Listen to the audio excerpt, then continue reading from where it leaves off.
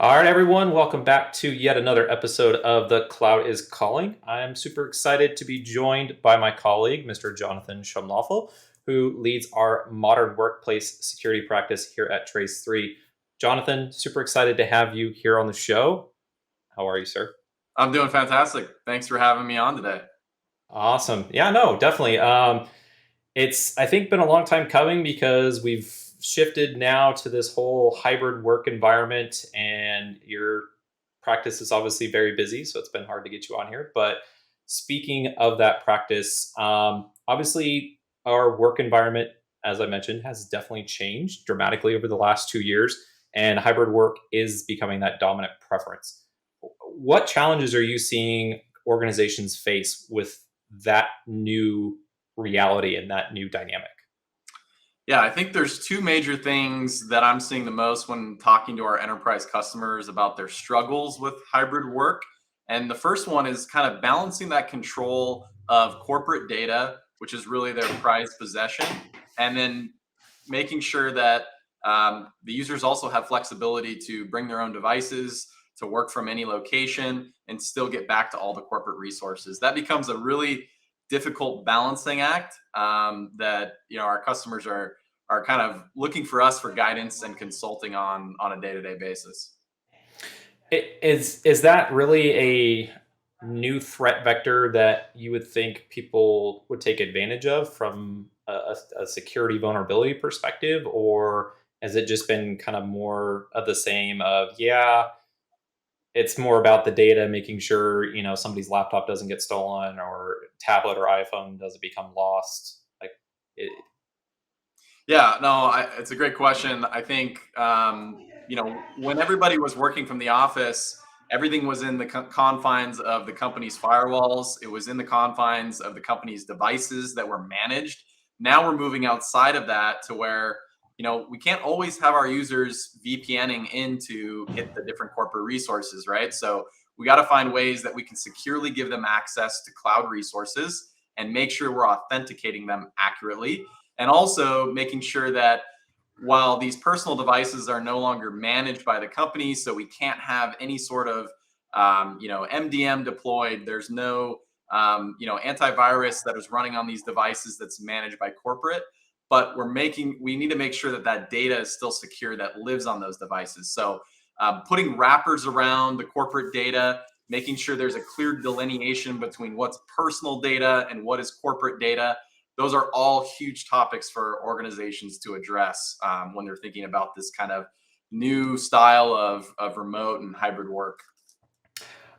it certainly is a challenge, I think, from an employee perspective, right? Because if I think as employees come into an organization and they're like, "Hey, if you want to access our data or whatever, you can do it from your personal device." And I've even seen that with colleagues. Like, some people get very antsy about having their personal device be managed, quote unquote, by an organization. So, with kind of this old school versus new school way of thought, what makes people as an employee coming in, do they bring their own device? Do they work with an organization that sends them the device? Which kind of thought process do you see most enterprises favoring? Is it the former, or do you feel it's more of the latter? Yeah, I feel like organizations that have a good handle on the new tools that are out there for securing application data, those organizations are going to tend towards leaving the device alone and focusing on what's most important, which is their company corporate data, right? Especially sensitive data, and making sure that can only live within the application that is approved by the organization.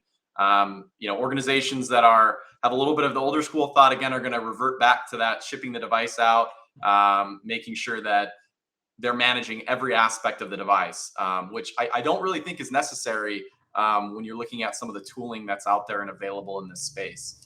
I think one of the other challenges I was going to talk about that I'm seeing come up more and more with breaches is, doesn't matter how much tooling you have in place, how many security policies you have, what type of authentication workflow that you've built out for your users.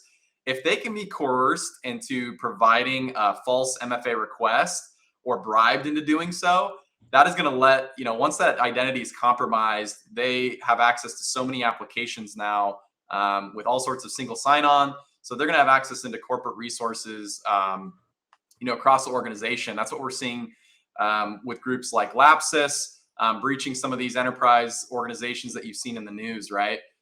Convincing Yeah. employees to say, "Hey, just click yes on this MFA request that comes in," right? And so MFA fatigue and authentication fatigue is a real thing when we're looking at hybrid work. No, I think fatigue is an important thing for a lot of organizations to kind of be mindful of, that, we're protecting them, but at the same time, we're not overburdening them. And I think it's true across many different arenas: developer, cloud engineer, DevOps engineer, even normal end users. I think a lot of people just are under a lot of stress. Totally. Um, so, now, I think there are two kind of unique cloud players in this space, and I say cloud players is, I don't think there are a whole lot of organizations that offer modern workplace security solutions, but definitely from a cloud provider space, Microsoft and Google are very unique in this, and I think a little bit more so with on the Microsoft side, just because they've had more time at it, and I think Google is coming along. What makes Microsoft so unique in that space, and where do you see someone like Google kind of coming along and making a similar offering? Yeah, Microsoft has always been a player ever since they invented Active Directory, right? They have really owned organizational modern workplace for a long time. And so they have then chosen to do more of what we call like a platform play, where they've built a suite of security tools that wraps around aspects of Microsoft 365, that wraps around Teams, OneDrive, SharePoint, right? And secures it in different ways. And they've been pumping a lot of investment in developing those tools and making sure that they are not only enterprise ready, but they're also up to the current security threats and trends that are out there. Based on Microsoft's size, they get so many different intelligence feeds and vulnerabilities that are flowing through their organization. They have access to just so much data that they can then leverage into building their tooling. So they're unique in that way because they have really built an entire enterprise mobility and security offering around the whole stack. No, they definitely have, and as speaking to the investment standpoint, right? They've announced last about 6-8 months ago, hey, $30 billion we're pumping into security. Yeah. Google and Amazon made similar commitments.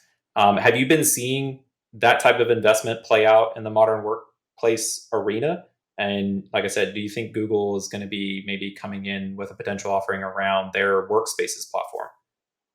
Yeah, absolutely. I mean, I was just at Microsoft Ignite, so I was getting to interact with some of the product groups that are there, talk about some of the new developments, and they're really making a huge push in the identity space. They're making a huge push in confidential computing in the Azure cloud space. So I see the investments, and I get to talk to some of those developers about the cool tools they're building, which is awesome to see. And yeah, I do see Google wanting to follow suit in that way because they also have, a pretty strong modern workplace solution with Google Workspaces. I see it happening a lot more in the EDU space. They made a huge market push for EDU early, and so a lot of their customers are those large EDU organizations that are centralized on Google. So I can absolutely see them starting to develop and enhance some of the security offerings that they have and building out native tooling to secure workspaces, right? I think what's great about that is, we call it building out their kind of first party security tooling. They have access to all the APIs, they have access to all the data, and they can really build tools that secure their own platform, a lot more effectively than some third party tools coming in. That Yeah, may not no, always definitely. be the case, but that's a huge part of it.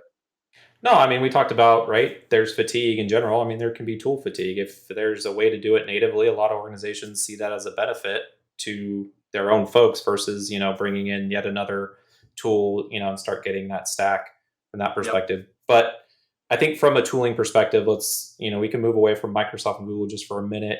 What cool investments do you see happening from like a third party perspective? Where do you see them kind of making investments in this space?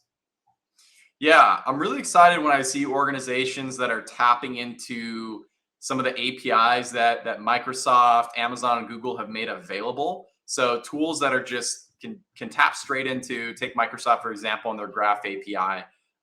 We've been looking at abnormal security for a while. They're a tool that provides comprehensive kind of phishing analysis and security around email, and doesn't require you to change the MX records and do any sort of complicated appliance install. It's just natively baked in and consumes the APIs that Microsoft has been made available.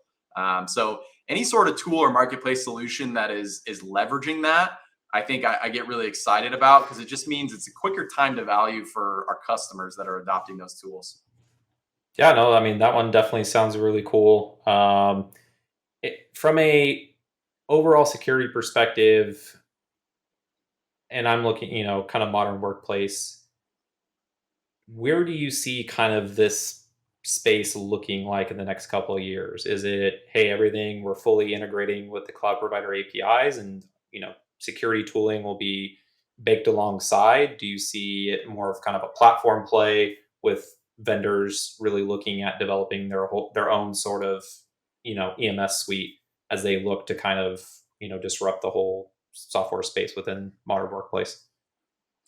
Yeah, I'm seeing, I think in the next couple years, we're going to be seeing a lot of tool consolidation. And that's just not only just based on the developments that the cloud providers have made and the investments they've made in the security solutions, but also just for cost reduction. I think there's been a lot of pressure on CISOs and C suite to really kind of reduce security costs in the organization and consolidate their tooling down into something like a platform play where more of those tools are included and their existing Google or Microsoft licensing, right?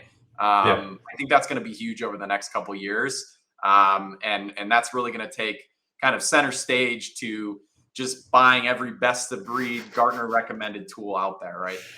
Yeah, hard to integrate all those various things and making sure it all functionally works together. I mean, if you've got the native talent to do it, great, but that talent's hard to come by. Unicorns aren't always all out there. Um, Before I let you go, thoughts on, look, if I'm an organization, I'm really looking for a place to start, what recommendations would you give to them as just kind of a, hey, this is where you can kind of look to start really kind of thinking about your modern workplace security strategy? Yeah, I would say what I recommend to any organization getting started on this journey is to get the education you need on these toolings, whether that's through Microsoft hosted workshops, whether that's through having, Trace3 or another organization come in and do some road mapping and some consulting for you. I think it's important to understand the platform play and how it differs from your traditional security tooling out there, and understand just what Microsoft's built, what their roadmap is, and where their tools fit into your overall security strategy. That exercise, I think, is paramount to rolling out and adopting those tools. I also think organizations that have a heavy focus on developers and kind of being on the bleeding edge of technology, they're going to have a lot more easier transition moving over to sort of a Microsoft platform focus play. Just because Microsoft is in the same boat. They are a developer focused shop. They're going to develop these tools first and then make them generally available and work out all the bugs later. So if you're kind of willing to hop on that train, I think there's cost savings to be had. I think there's awesome security tooling to be had out there. And our team's always excited to help customers on that journey. No, that's awesome. Thank you so much for being on the show. Definitely looking forward to seeing what the modern workplace security space shakes out to be. And I know you and I will be working more closely together as the time goes on. Jonathan, thank you so much for joining me on the show. Really appreciate it. And folks, just remember that the cloud is calm.